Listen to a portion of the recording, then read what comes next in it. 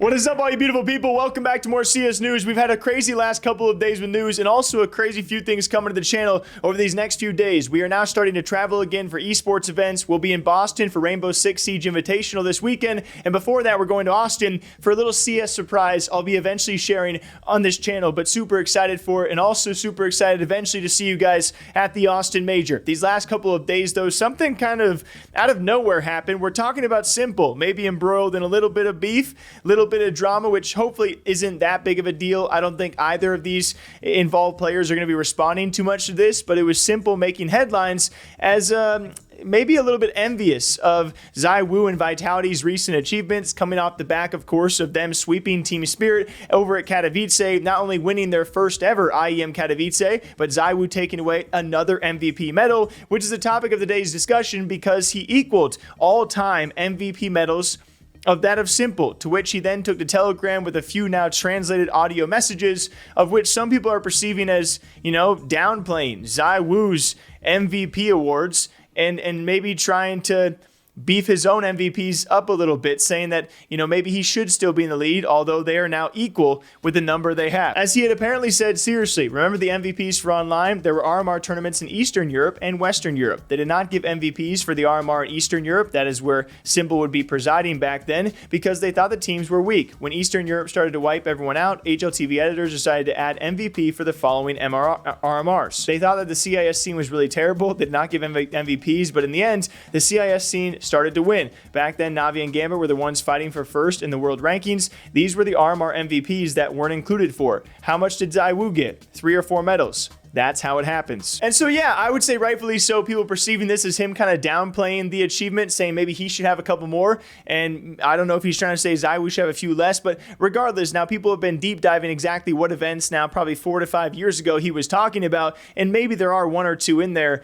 that ZywOo came away with. But I think the general sentiment and response out there from the community is like, dude, you're not competing right now. This is not the best sportsman kind of like look at your fellow competitor who is still competing, and whether or not you like to hear it, with you not competing and ZywOo and Vitality doing well, eventually he was going to push your record, especially if you're not out there actually at tournaments like that. I think that's just a natural given, and ZywOo is not slowing down, right? Number 3 last year and looking all that and better this year, and Vitality certainly not slowing down. You would argue that no matter what, if S1mple was going to stay on the bench for all of 2025, which might be suspected by some, that ZywOo is going to pass him regardless this year.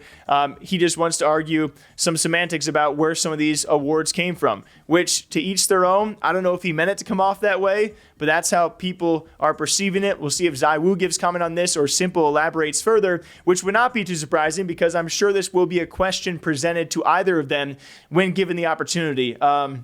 But ZywOo doesn't seem to really care about altercations. From the very few interviews he has done, when people ask about this kind of stuff, I feel like he usually doesn't give too many words about it, doesn't really care too much about it. But would be curious to see what he thinks about someone of S1mple's stature saying these kind of things, or if it's even that deep. Is it that big of a deal? What do you guys think? But something I do think is a very big deal, and something we talked about a few days ago, we had several teams out there, Gamer Legion included. We had Endpoint out there because their operations have been ceased over in the UK in the Tier 2 CS scene that continues to struggle. We now have over 20 CS teams who have written an open letter to Valve discussing the big issues with the VRS system, that being the Valve ranking system, and a big part of this being that the Tier 1 lands out there, the ones who have enough resource and finances and time to oversee a lot of open qualifiers for these Tier 1 big events, well, they're far and few between. And then when you go down to the Tier 2 CS scene, a lot of these events are not even doing open qualifiers. They're doing direct invites, but the only way to earn the rankings to get these direct invites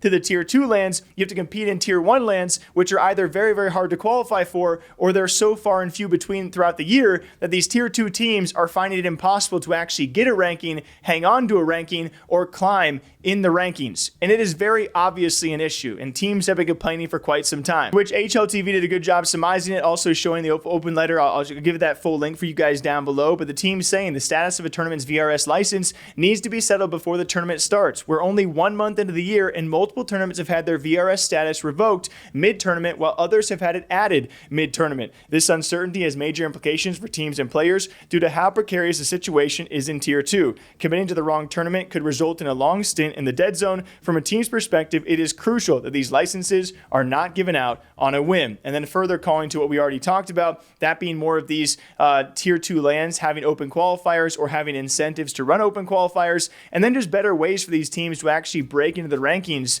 and save their rankings. And I could go on and on about this, but we have a full video a few days ago about all these teams already complaining if you want to check this out. But now an open letter established from a couple dozen teams, it seems to be important enough where Valve should be listening. And otherwise, I mean, it's just 2025 was preached as this big open circuit system for CS that was supposed to change the game, and it seems very much the opposite so far. And it's noticeable by a lot of people out there, including the teams and players, the most important pieces. So what do you guys think about all this? Now, we're going to be busy traveling. I will have my travel kit with me, so I hope to see you guys from my hotel room for more CS news. But if you don't, it's because it is kind of hard to go to events and always make videos. I will try my best. Regardless, I'll see you back here sometime soon with more CS news. Till next time, take care. Ta-ta.